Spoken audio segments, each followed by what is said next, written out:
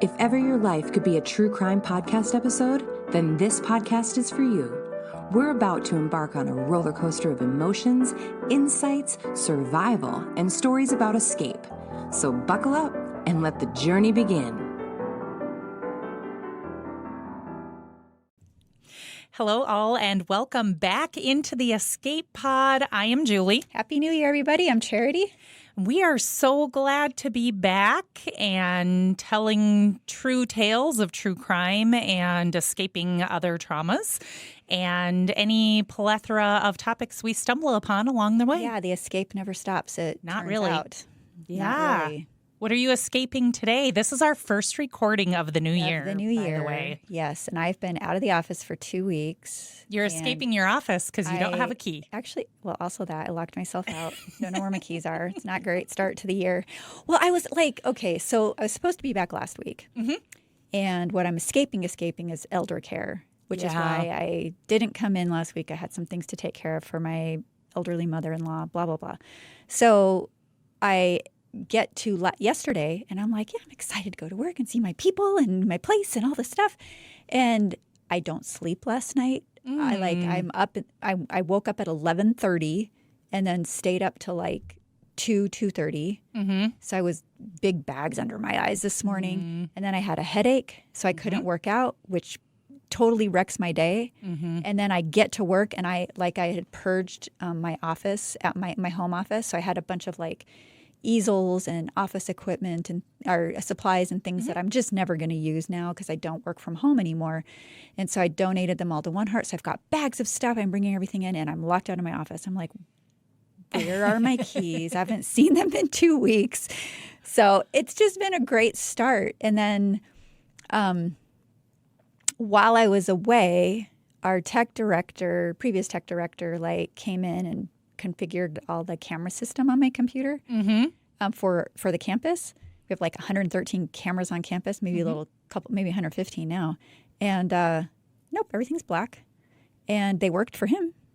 Everything's black. Weird. And then I'm trying to reconcile bank statements. I can't get into QuickBooks. I can get into QuickBooks. Let me correct myself. I can get in, but I'm looking at a really old file and it won't let me load the current stuff. So like there's some kind of disconnect. So thank God I have my old computer and I can still, but then I can't see anything. So I'm escaping just that. But I was so excited to come back to work today and it's not been going smoothly. Maybe the universe telling you like, I need a new job. One more week. No, it's just like, take a few more days. Find your keys. Well, I'm going to be taking some days because we are going to be moving my mommy-in-law here, and she's not happy about it. She's not thrilled. No. So it sucks. My theory is you send the grandkids often. Oh, we've sent the grandkids. Yeah. Yeah, Sierra went in for a volley yesterday. Okay. I think that's the key is being closer to at least one grandkid who could see her probably fairly often. Well, just think if she lives here, when we go visit Alec and watch his performances, we can pop her in the car. Yeah, that's actually why I bought that car because at the time I thought we'd be moving both of them here before my father-in-law passed and have room to comfortably travel and, all the stuff and suitcases and whatnot. And so now I have a big old car and it's just me and my husband. Mm-hmm. But anyway. Well, I am, how do I put this? I'm trying to escape my wedding ring. I thought you were going to say my husband. Nope. But not for the reasons most people might think. I am supposed to have an MRI this week. It won't. And I can't get it off. Yeah. I think if I stuck my hand in the snow long enough, it probably would. Oh. But I called the clinic today and said, I can't get my wedding ring off. And they said, it's okay. The way we do it, you won't have to. And That's I said, good okay. news because I just they were giving me a hard time. I scheduled an MRI today for this. Remember when I had my long thumb? Yeah. Hey, look, they're normal size. They are normal size. And it's not as swollen. So, I can actually hold a 12-pound weight now. Oh, whereas when it, even 3 weeks ago, I could barely hold a 2-pound weight. So it's getting better. But he wants to look at it. So we scheduled an MRI. And I said, listen, she's like, are you claustrophobic? I'm like, are you kidding me? I have to go in the tube just for a hand? Yeah. And she said, yeah, but you'll be on your belly. And I'm like, Yeah. good God. I said, well, this time I'm not taking my belly ring out. Because last time I have such a dainty one and I couldn't see it. And you should have seen them trying. They were trying to help me. And the ball would pop off and jump out of the dressing room. It was a whole thing. It would have been a really hilarious video. And she's like, well, the magnet might try to pull it out. I said, you just told me I'll be on my belly. Yeah. And she's like, well, it could damage our equipment. And I'm like, okay. Well, my arms are not. It sounds like stick me in like this, Yeah. like Superman pose, and I'll have my ass sticking out of the thing, and then you can just get my hand. Well, apparently my arms are not in the machine, so they say I'm okay with having the ring. Yeah. So I don't want to make you any promises about your belly button. I'm keeping it in. Okay. It took me hours to get that sucker back in last time. That was for my back, so I needed to, that was for my low back. This is for my hand. Well, the lady I talked to on the phone today, I kind of chuckled at me because I was like, clearly, I haven't had a reason to take my ring off, and she was like, ah, but for real, I'm yours like, is oh my nice gosh, and smooth. and it's not tight on there. I have to take mine off because it's sharp, and I used to scratch the hell out of my husband sleeping, so I take it off every night. No, or he wakes up looking like, oh my gosh, slashed him. So. Yeah, mine, if you hit it in the right place, it would, but not usually. Yeah. But it's weird because on my finger, not tight at all. But I clearly, when we got married, I had even skinnier fingers because they're not really, I don't know, they don't look swollen, but they are swollen enough that the ring will not come off. So we'll see. At least you can't lose it because I've been afraid I'm going to lose mine. I could do this, and they would fly if I shook my fingers real quick. I have 48 hours to figure out if I can do it on my own, or Vaseline. they'll just. I know They'll that's stick what them in the everybody snow said. and then Vaseline. Yeah, that's the key. We'll see. Otherwise, up. I'm okay. Which I think now the stress of knowing that it's okay if it doesn't come off might actually help it come off. Because let me tell you, when I was desperately trying to get it off last night, I'm like, oh my gosh, I do not want to have to reschedule this. And then she told me, you don't have to. When she was asking me the pre-questions today, they didn't ask me those the first time. Like, do you have any, like metallic shrapnel in your body? And I'm like, what? I don't. I have a I'm husband sure who some does. people do. Yeah, I mean, my husband does. But I'm like, It's really? true. Oh, I wonder if the MRI machine then could pull it out of his body. Probably deform his Magnetron. face. No, it's not even in his face. It's all in his torso. Oh. So remember, like when it hit his jaw, Yes. it deflected down. Yes. And then the bullet just disintegrated. So there's like two big chunks on the inside of his, rib cage, and then just confetti. So it's a bunch of little pieces. Two bigger chunks of a bullet, and then a bunch of little pieces, shrapnel. Can he and go bones. through And bone fragments. So airport security? yeah, Okay. yeah. We were worried about that the first time, but no, it's fine. Yeah. Have to have a doctor's note. We considered that, but it was okay. We called ahead and said, hey, this is new to us. So, Oh my. Yeah. And they're probably like, are you then telling a real story? And then plus, when we first flew, it was out of our airport, and everyone knew what happened. So it wasn't, Yes. He didn't set anything off. Oh, good. Yeah. There you go. Okay. So we've had some fun for the first 8 minutes now, but we are going to turn a little serious here. It's not going to be fun. Okay. Sorry. Yeah. But I liked this story because this 12-year-old, the star of the show, for the situation she was put in, it's just remarkable. Like how she saved the day the best that she could. So, oh, I like that. Yeah. Okay. Yeah. So silver linings. Silver linings. So, are you ready for me? I am. Go for it. No one's probably burst your bubble or brought you down for 2 weeks since I've been gone, right? That's true. I did try to avoid all upsetting issues. Okay. Well, I apologize in advance for doing my job. Okay. Today we're going to be talking about the Las Cruces bowling alley massacre. This happened in 1990, in February of 1990 in Las Cruces, New Mexico.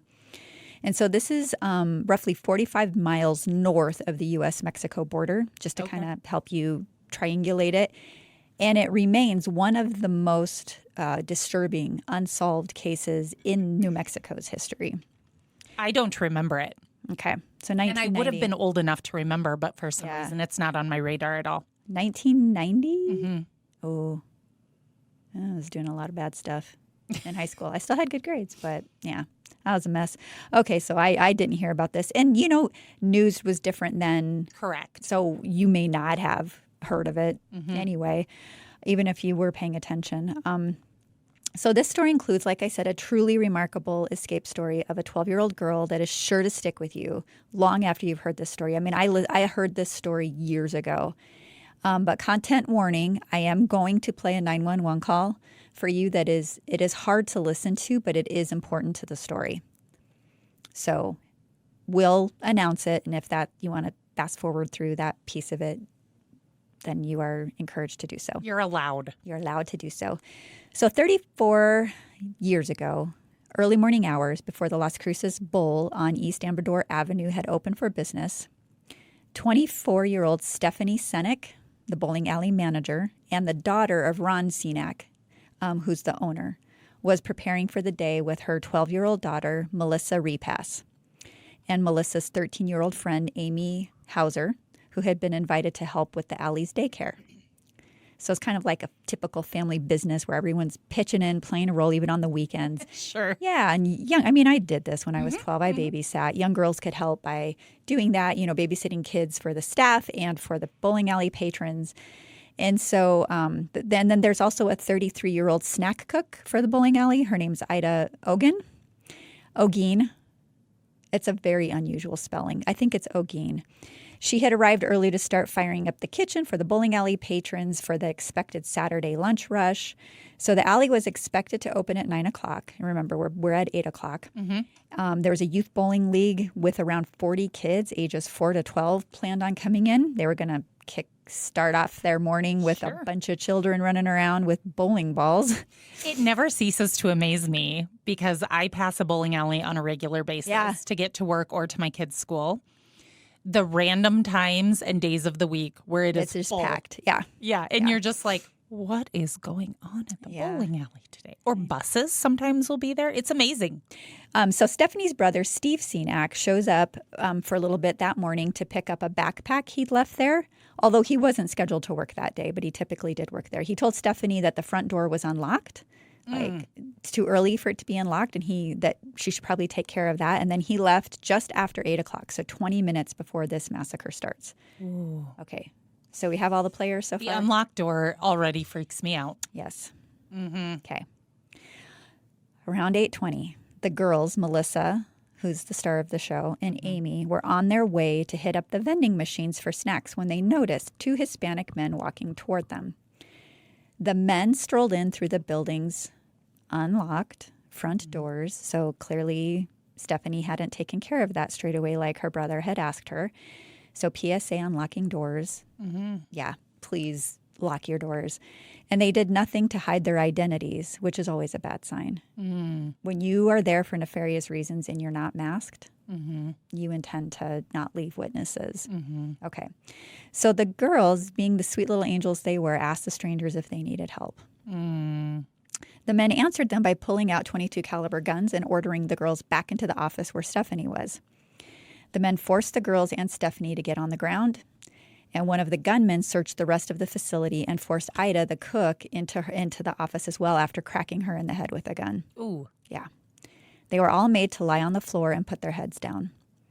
The men began rummaging around the office, clearly looking for something, but coming up empty-handed. That was when they ordered Stephanie to open the safe. The gunman removed $5,000 in cash, but it wasn't all the cash that was in the safe, which was odd, to say the least. Yeah. I mean, if robbery was their primary motive, take it all. Take it all, right. So at any rate, they seemed like they were at least possibly satisfied enough to begin their getaway when 26-year-old Stephen Turan, the bowling alley's mechanic, arrived on site for his shift with his two young daughters in tow, 6-year-old Paula and 2-year-old Valerie, intending to place them under the care of Melissa and Amy while he worked.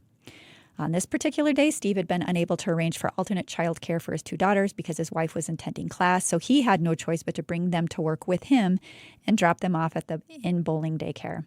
Imagine his shock walking up on this scene in the manager's office. So the gunman right away grappled with Steve, forced him and his daughters into the already crowded office, and then instructed everyone to kneel on the floor and put their heads on the floor. The gunman then opened fire and shot every single one of them point-blank range over and over again. 5 of the 7 were shot in the head. The rest were shot in other areas of their bodies, like their shoulders, their hands, and various places. Ida told the police the gunman seemed nervous and had to shoot at her multiple times before successfully hitting her. So it's an interesting little tidbit. When the gunman thought everyone was dead, they set some papers on fire, left the burning papers on a desk, and then left the building. And that was when our escape artist of the day, 12-year-old Melissa, jumped into action, mind you, after being shot several times. Yeah. 12-year-old Melissa. Keep in mind, a fire is growing around her. Everyone in the office, all 7 of them, man, woman, child, they've all been shot multiple times. So it's just a horror show. So instead of describing to you what Melissa did, I'm actually going to play this 911 call for you. Okay. You ready? Okay. Emergency. Please help me. Well, slow down. We were all shot and hold up. Okay. Where are you at? 1201 East Amador, Las Cruces Bowl. Las Cruces Bowl? Yes. Okay, and there were shots fired? Yes. All of us were hurt. Huh? All of us were hurt. I think I'm the only one conscious. All of you were hurt? Okay, we'll get an ambulance rolling. Please. Okay. What's your name? Melissa Repass. Please hurry. Okay, Melissa, we've got them dispatched. Did you see who did it? No, sir. They told us all to get down. They shot me 5 times. Okay. We'll get them rolling, Melissa. Just hang on. Take a deep breath. We've got patrol units en route. How many people are hurt? 1, 2, 3, 4, 5, 6, 7. 7 people are hurt? Yes, I think. 7 subjects hurt. Okay. Sorry. Okay, Melissa. It hurts. It hurts. Okay. Melissa, I've got an ambulance and I've got the police officers en route. They'll be with you just shortly. Okay. Okay? You didn't see what any of the men They were just wearing? took all of our money. You didn't see what any kind of the men were wearing or anything? No. Nothing, huh? They just walked in? Do you know if they were black men, white With men? one black man. They're both black. 2 black men? Yeah. Okay. No, they've left. 2 black male. Please hurry. Okay. It's okay, Melissa. There's a fire, too. There's a fire? Right on the desk. They're going to burn us up. Are the men still there? I don't know. You don't know? I don't know. They put us in the office. They put you in the office? Yes, I need a fire engine, too. Please help me. 10-2. Okay, Melissa.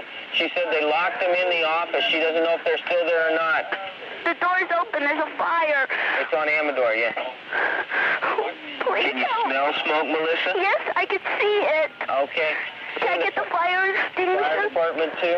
Yes. She says she smells smoke. They may have lit the building on fire. No, it is on fire. It is on fire. It is. Okay, Melissa.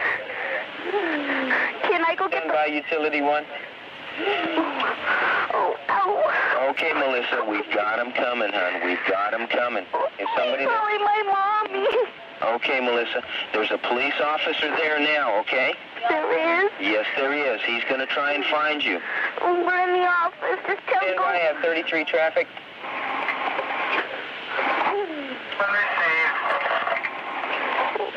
God, Okay. I'm gonna die. I know I'm gonna Hold on, die. Melissa. We've got the ambulance coming. They're just down the street. Huh? She advises all 7 are shot. They're injured. They're in the office. Where's the office at, Melissa? Go in the door, in the front desk, and then you take a right, and we're right in the building. Okay. She says you go in to the first desk, take a right, and they're right there at the office. Okay, I'm giving the directions on how to get to you, to the police officers that are there. Oh, my God, please help me. We're helping you, Melissa. We've got them rolling. Okay? You got to be brave. Got to be strong now. Okay? Oh, God, it's going to burn us right now. Okay.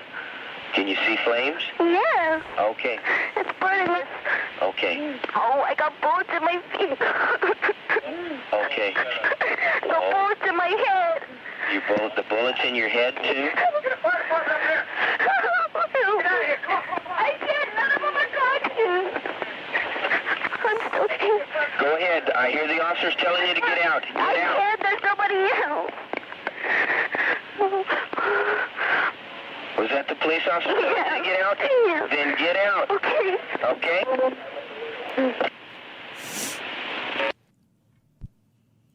So, That's crazy. not the easiest to listen to. No. What an amazing little girl. Yeah. That she had the wherewithal to stay Yes. lucid and I mean the dispatcher, I know it's conversation sometimes and he's multitasking, Yeah. but there is fire. I see it. It's right here in front of me. Yeah. You know. Well, and she probably doesn't understand he's also trying to Yeah. give information to other people. I thought she I mean, just did she an could hear, amazing. we could hear him talking to other Yes. people, but What an So- amazing. Wow. all right. So, first responders obviously have now arrived on the scene. Yeah. We began tending to the dead and wounded.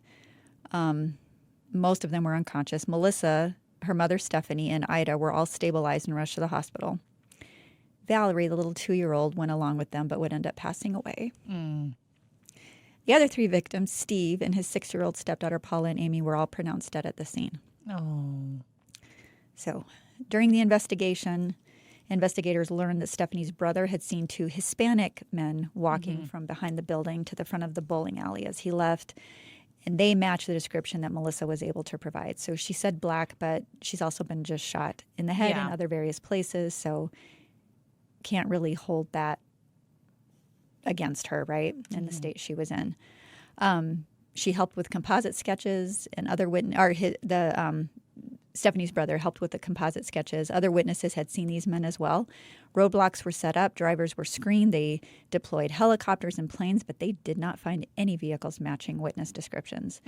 They coordinated with Border Patrol since they were so close to the U.S.-Mexico border. They called Steve to some of the roadblocks in the hopes that he'd be able to identify the men, but all to no avail. Firefighters were quickly able to drown out the fire inside the manager's office, but there was a lot of destruction of evidence due to the fire in the water and other chemicals. Hair burns, for instance, fingerprints don't often survive fires. And the crime scene posed a lot of obstacles to the investigation, and they were unable to put together a DNA profile. All they had were fingerprints and shoe prints from the bowling alley, but it was a bowling alley. Exactly. How many people go in and out of a bowling alley in Right. a day? Right. Yeah. So very difficult situation.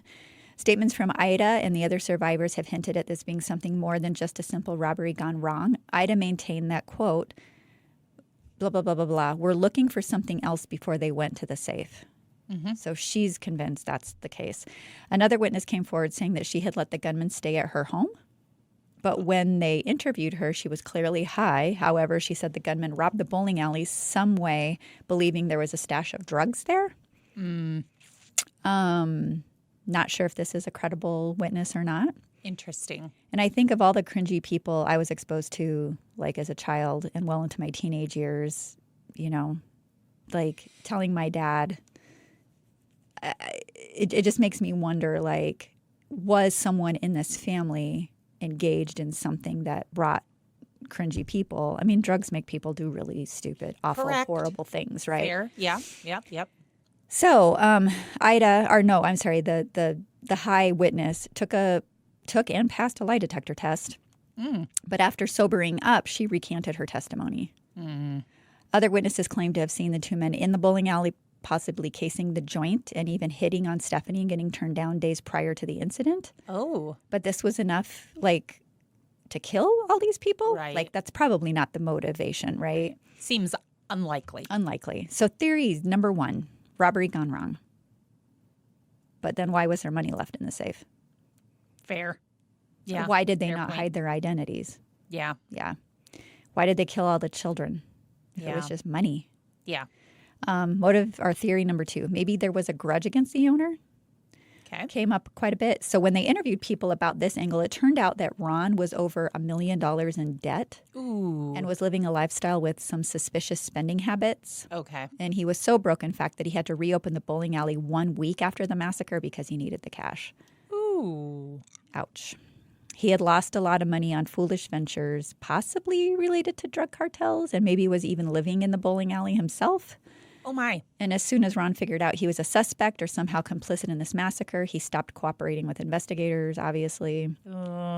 So, Well, and he's suffered extreme loss. obviously, yeah. But And if he did have anything to do with the reason it happened, then Yeah. that guilt and all of that. So it's unclear whether it was gang related, but it could have been. And the attacks on his family were meant to send a message. RJ was another son of the owner, and it was believed that he had a cocaine problem. So here's another theory number 3. And he also worked at the bowling alley as a bartender and was maybe conducting drug business under the table from the bowling alley. And when he was interviewed, he volunteered 0 information. His family's just been massacred and he's not being cooperative, which is interesting. yeah. And detectives were unable to determine if he was the target or not, and he later died of a drug overdose in May of 1997. So over 1,000 suspects were talked to. They consulted psychics because they were so desperate. And then AMW aired an episode on the case, but yielded nothing.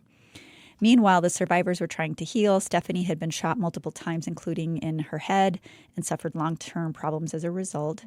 She developed a heightened fear of leaving her home. Yeah. Yeah. She suffered from PTSD and would struggle if loud banging noises like fireworks or backfiring cars and things like that were heard. She passed away 9 years later after the incident due to complications from her injuries that day. Melissa and Ida are now the sole survivors of the massacre. Okay. But as we always say, it's not just the direct victims of violence that are the victims. So Audrey, the widow of Steve Turan and the mother of the 2-year-old, wanted the rest of the world to remember how violent that incident was. She says, quote, "My 2-year-old, she was shot in the forehead, but she wasn't killed immediately. Her spinal cord was severed, though. Had she lived, she would have been a quadriplegic," end quote. She had to bury her entire family because of this incident. That's the one that, The 2 it daughters hurts. and the husband. Yeah, that one hurts. So the case is known as the Las Cruces Bowling Alley Massacre. It remains an active investigation with the LCPD there. Case file number 04840 remains open and active. And if you have any information, please give them a call. That means because it's not a cold case. Like they're still trying to find these people, which is really cool. It has also been stated by LCPD that investigators were able to recover evidence from the scene, including forensic evidence, even though a lot of that was destroyed. So evidently the statute of limitations will never run out on these murders, so that's good. In 2005, detectives are keeping the case open. Like I said, they're still actively working at that time. They got nowhere. In 2016, they tried again, were once again frustrated, but they're still gathering evidence. And as technology progresses, they're going to continue with this. So 2020, 30 years after the massacre, at that time they were saying they believe the shooters were sent from out of state. So that's a little more information, and they clearly had something that led them to believe that. In 2022, they launched a $25,000 reward for any information that can help identify the men responsible for the crime. So far, when I wrote this, that would have been, I don't even know, 6-8 months ago. It had yielded nothing. I didn't have time to look. But if you have any information, you can call LCPD 575-528-4222. Investigators believe more likely than not this incident was drug-related and that the suspects came in from outside of the community because otherwise they would have been found. Someone would have ratted them out if they were locals. This might mean that there is more credence to possible drug activity going through the bowling alley. And maybe that was why the owner became so uncooperative once that theory was out there in the open. And remember, they rooted around in other cabinets and things before forcing Stephanie to open the safe, and they didn't take all the money. So it does kind of make sense. Yeah. I don't have a better theory. Maybe you do. I do kind of wonder.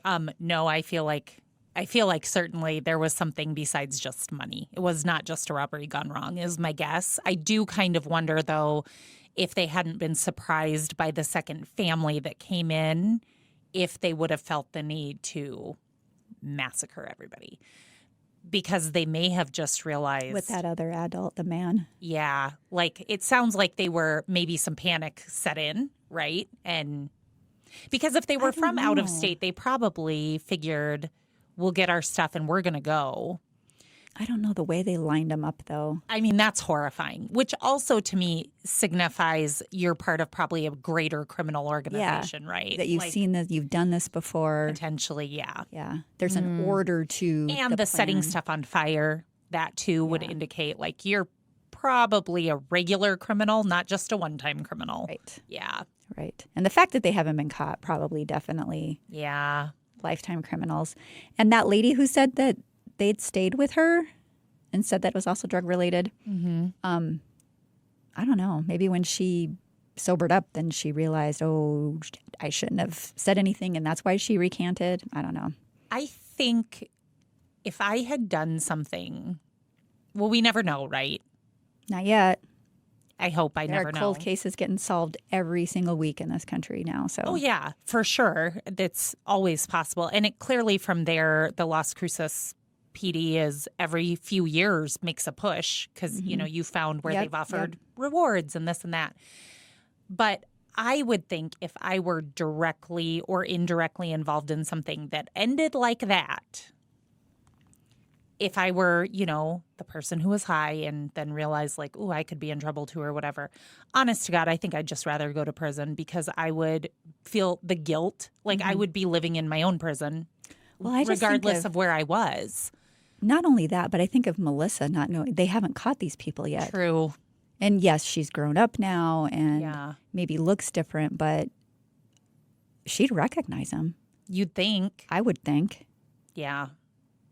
Oh my gosh, it's terrible. But if they're professional hitmen, why did they have to shoot at Ida so many times? So I do go back to that. You know? Well, and they shot the little girl 5 times and she didn't die. That's true. So they're not great aims. That's fair. But that still doesn't mean they weren't part of a bigger organization. They might not have just been the people to do that part of the crime, you know? But that's where I do, again, go back to, I wonder if their intent was really to kill anybody or if they were spooked by the guy coming in with the 2 little kids and are like, we're in it now, you know? It doesn't matter. Doesn't matter why or what their process was. They did a horrible, horrible, horrible thing. But, you know, Melissa, she's incredible. She could have curled up in fetal position and just been terrified, and there would have been nothing wrong with that. Nope. And nothing wrong with that. But then she wouldn't be alive, and Ida wouldn't be alive. So it's just really incredible that she chose to take action. And I just, you know, is action oriented as she was in that moment, to still be asking. I don't know if you caught that. She was asking if she could go get the fire extinguisher. I did. And she wanted permission, and he never like he just. Well, he was started. Yeah, he was to somebody distracted, else. and so she never got that answer. I think she attempted a second time, and then but it's just a miracle. So that story's just always stuck with me, and we will, we'll definitely link our sources and some photos. Those sweet little babies. I mean, it's just. Also, even her ability to give directions to where the office was. Yeah. And I mean, she wasn't like confused at all. Nope. Every answer was clear and to the point. Yeah. And brains are wild, right? We talk about that all the time here. I mean, my husband took a bullet to the head. You know, it's just her cognitive abilities were spot on. It's crazy. Yeah. It's crazy. Yeah. Amazing. Okay. Can we do just a quick little break because I need one after a true crime tale like that one? We'll be right back on the Escape Pod. Need an early morning boost or midday pick-me-up? Check out the Homebrew Coffee Shop, a coffee shop with a cause in the heart of the One Heart campus. Homebrew is home to delicious coffee, sweet treats, breakfast, and lunch items, a great place to meet friends or host small group meetings. Homebrew, located at 201 Kansas City Street in Rapid City. Open Monday through Friday from 6:30 a.m. to 3 p.m. Homebrew, where you'll find hope for a home in every cup. Alrighty, dighty, we are back in the Escape Pod. I'm Julie here with Charity, and we are starting off our 2025 with a massacre. Truly terrifying story. Thanks for sharing. It is interesting, though. I feel like while I don't seek out stories like that, I do find them fascinating. And I think especially the fact that this child could be so incredible in a situation like that. And the fact that investigators continue to look for the perpetrators. It's, I'm sure there are people who have been victims of crime or survivors of crime, I should say. I prefer the term survivors, who never have a day of justice after that. No. They're not listened to. Mm-hmm. Law enforcement brushes it off. So the fact that it's still considered an open case is pretty good job, incredible. LCPD. For sure. Big fans. What are you escaping to? Can we move to happier topics? This is happier topics. Okay. So, my husband decided that he was we're going to do dance like dance less, like ballroom dance? No, like Western. Oh, okay. Yeah, fun party, you know. And I'm like, seriously? Because he's no. I have to say, it does not seem like something Tim would do. Nope. So we started those yesterday and had an absolute blast. So we're going to keep doing that instead of watching Netflix and other stuff. Although if Netflix wants to sponsor us, I will watch every night. Right. That's fair. Yeah, so super fun, just something different. And what I'm finding through this is that because the whole premise of it is it's showcasing. I mean, you know how these dancers showcase the woman partner, like the female partner in the thing, doing the spinning and the dipping and all this stuff. And I'm just I want to lead and tell him what to do. And he's supposed to lead. So I'm finding I just have to I'm just going to shut up. He's got to figure it out. But it is super fun. So we're going to do that. And then the stock show's coming up. So you'll get to practice. I get to practice in a real place with real music. So anyway. That's fun. Yeah. Well, you know where I'll be when the stock show comes to town. I do. Looking at tractors. Tractors and animals and all this stuff. Yeah. But until then, I am just escaping to a good book I'm reading. It is historical fiction, and it's in England. So it's about a woman whose husband, as many of them did, is part of the war effort in North Africa. But then while she's home alone, because it's just her, she doesn't have any children. While she's home alone, their home is bombed, and she ends up going with other women and children, which she doesn't have her own children. So it's a little bit like they probably weren't supposed to send her out into the country. So did she fake that some of the kids were hers? Or Nope, not at all. Okay. But they kind of just felt sorry for her because she didn't have anybody else. She didn't have any other family. And even being at the convent where she was being taken care of when she was first injured, the bombings even there freaked her out, right? And so she just said how much longer am I going to have to be here? I really can't. This is really hard on me. And so they send her to the country. So it's just so far so good. It's a really good story. Well, that reminded me of I did watch a movie over this break called 6888. Never heard of it. It is one of the best movies I have seen in a long time. Really? Yep. It is about the only Black Women's Army Corps. Oh, I have heard of it. I guess I didn't know that was II. the name. Yeah. Okay. And of course, the lead badass is named Charity, so okay. Love her. But I mean, it's based on a true story, and the premise is, troop morale sucked, blah. They're not hearing from their family. The letters they're writing aren't getting answered. And so because they kept sending the white women. The white women could fix it. And finally, no one was able to fix the problem. So basically, they sent this Army Corps of Black women to fail, just to prove because Charity is fierce and she's busting their butts and getting them into tip-top shape. And she's like, we need a real deployment. We need a real assignment here. Okay. And, and they were just brushing them off because they're just Black women, right? It was just that era and that mindset and the sexism, the racism, the stuff in the Army. It was so disgusting. Sure. I would just get furious. Anyway, so they get there. And they're looking through the hangars, and dozens upon dozens of hangars filled. There were 17 million pieces of mail.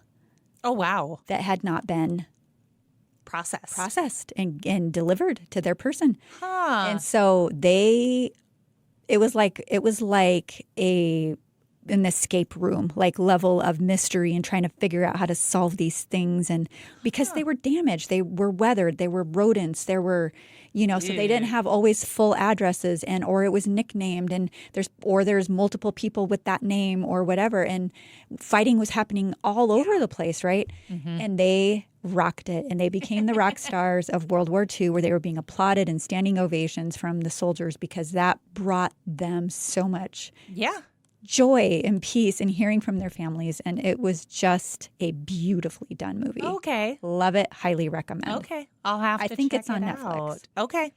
I don't have good. Netflix, but there is always a free trial.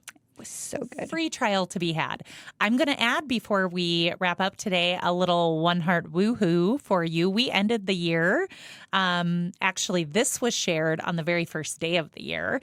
So one of our guests reached graduate status, and he was in the process at that time of moving from our residential towers into a place where he'll actually pay rent, although very inexpensive. His care coordinator said it has been an absolute honor watching him grow and create the awesome path that he is on. He has been a model guest of the One Heart program, and I have high hopes for his future. Whoop, whoop, he added at the end. Nice. I think So if I love it's who those. I'm thinking of, I ran into this person while I was on my 2-week hiatus. Oh, really? Yes. And he just said it is awesome, and he can't thank us enough, and just, Yeah.